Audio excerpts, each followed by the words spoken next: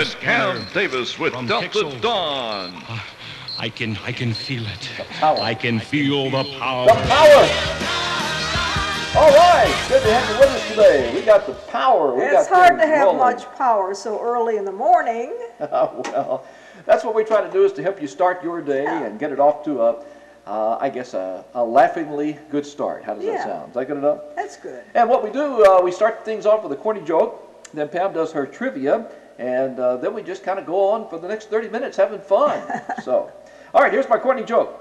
I heard a news reporter say, that's hard to get out, heard a news reporter say that a man's belt was arrested. Now, why would a man's belt be arrested? Well, it held up his pants. Hold up. Okay. That's good. That's good. That's a good way to start. All right, very good.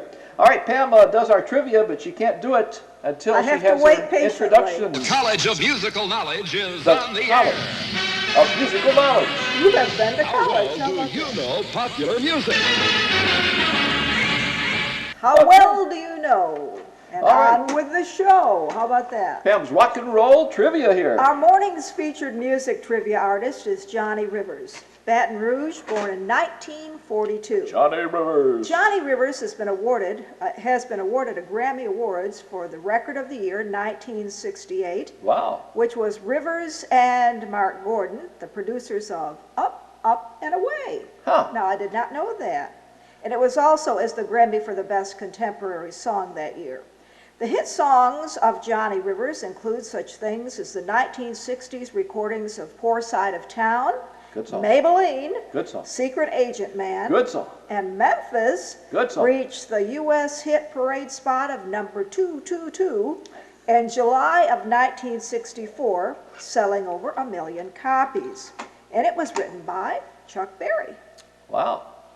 The song Memphis was also a hit recording for Chuck Berry, which reached number 6 in 1963.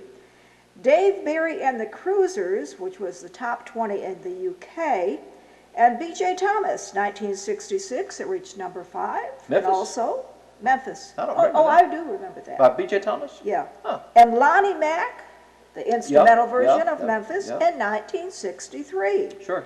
My question is, whose arrangement of Memphis did Johnny Rivers use? Whose arrangement? And I guess I would just give for a clue, rock and roll. I don't know, I forgot to write down a clue. A clue would be who? So whose arrangement of Memphis did Johnny Rivers use? The old record man would know.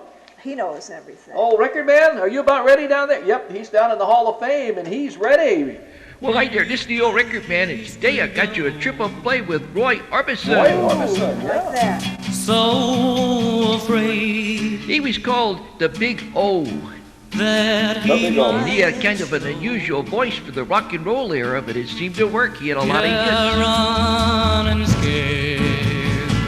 You get real high. when you What like would I do? Ending to be falling in love with you. This was another one. He was called Falling. But it's different now. I've The Big O. really Oh, that's a big one right there. But he could also do these big rock and roll songs like Pretty Woman, and this was a monster song. It was a monster. Still is. Yeah. Roy Orbison, everything from the Mean Woman Blues to Pretty Paper. And then in the 80s, he had his last hit song just before he died called You Got It.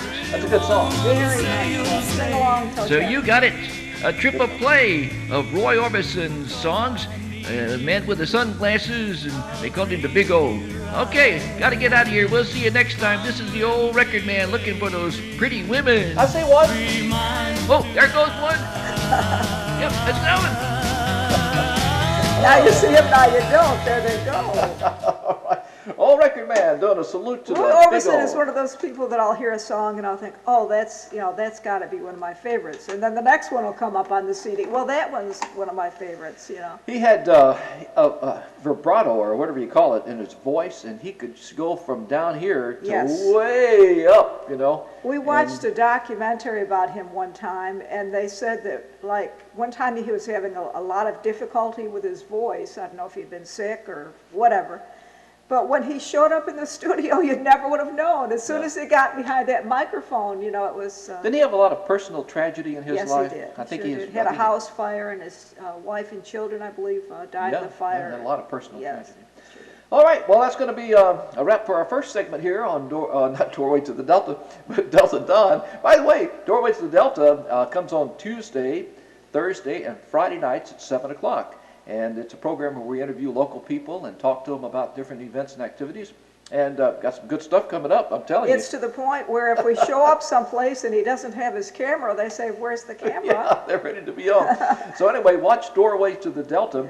And of course, Teresa's Delta Delites, and we've got Carl Cox and the Delta Dixie Hayride. We do the city council meetings and a lot of local churches and things. So right here on this channel, you get a lot of great entertainment, plus some great music too. Yeah. All right, we'll be back with more of Delta Dawn will be right back. That's it.